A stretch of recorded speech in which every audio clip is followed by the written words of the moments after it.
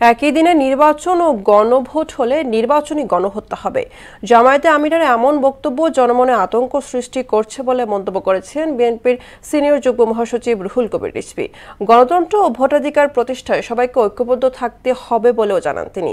আর ফ্যাসিবাদের সঙ্গে আঁতাত করে একটি মহল নির্বাচন বানচালের ষড়যন্ত্র করছে বলে অভিযোগ করেছেন দলের চেয়ারপারসনের উপদেষ্টা জয়নুল আবেদিন ফারুক। রাজধানীতে আলাদা অনুষ্ঠানে এসব কথা বলেন তারা। তানজিদ ভুঁইয়ার প্রতিবেদন।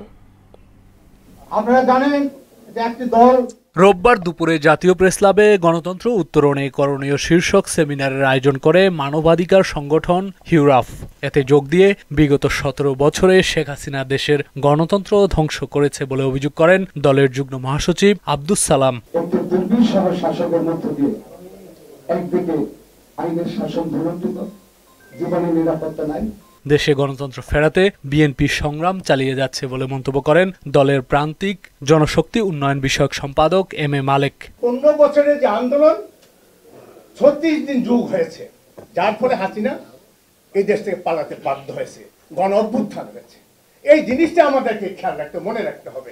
এতে যোগ দিয়ে দলের সিনিয়র যুগ্ম মহাসচিব রুহুল কবির রিজভী বলেন, একটি দল প্রশাসনকে ব্যবহার করে হাসিনার মতো ফেসিবাদ কায়েমের চেষ্টা করছে। আমি প্রশাসনকে যদি বলি আমার কথায় উঠবে আর বসবে, তাহলে তো আপনি আরেকটি দানবীয় শাসন তৈরির একটা ইঙ্গিত দিলেন, তার মধ্যে আরেকটা শেখ হাসিনা হওয়ার, আরেকটা ফ্যাসিবাদ তৈরি হওয়ার ইঙ্গিত দিলেন। শেখ হাসিনা তাই করেছেন। জাতীয় নির্বাচন আর গণভোট একসাথে হলে দেশে গণহত্যা হবে, জামায়াত আমিরের এমন বক্তব্যেরও সমালোচনা করেন তিনি। আমরা তো জেনোসাইড বন্ধ করার জন্যই তো আমরা একটি গণতান্ত্রিক সংগ্রামের মধ্যে দিয়ে বিপুল মানুষ নিজের জীবন দিয়ে একটা রক্তপিপাসু একটা সরকারকে সরিয়েছে। এদিকে প্রেসক্লাবে অন্য এক অনুষ্ঠানে নির্বাচন বানচালের ষড়যন্ত্রের বিরুদ্ধে সবাইকে ঐক্যবদ্ধ হওয়ার আহ্বান জানান দলের চেয়ারপারসনের উপদেষ্টা জয়নুল আবেদিন ফারুক। এক কাপড়ে যেদিন খালেদা জিয়াকে ক্যান্টনমেন্টের বাড়ি থেকে বের করে দেন, সেদিন আমি আর সাদিক হোসেন খোকার একবার জাহাঙ্গীর গেট, একবার বনানীর গেট, কোথাও দাঁড়াইতে পারি না পুলিশের অত্যাচার।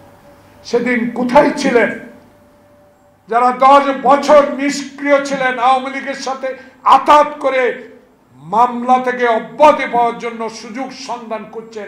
আজকে তারা আবার তাদের সাথে একত্রিত হয়ে বাংলাদেশের নির্বাচনকে ব্যাহত করার প্রচেষ্টা।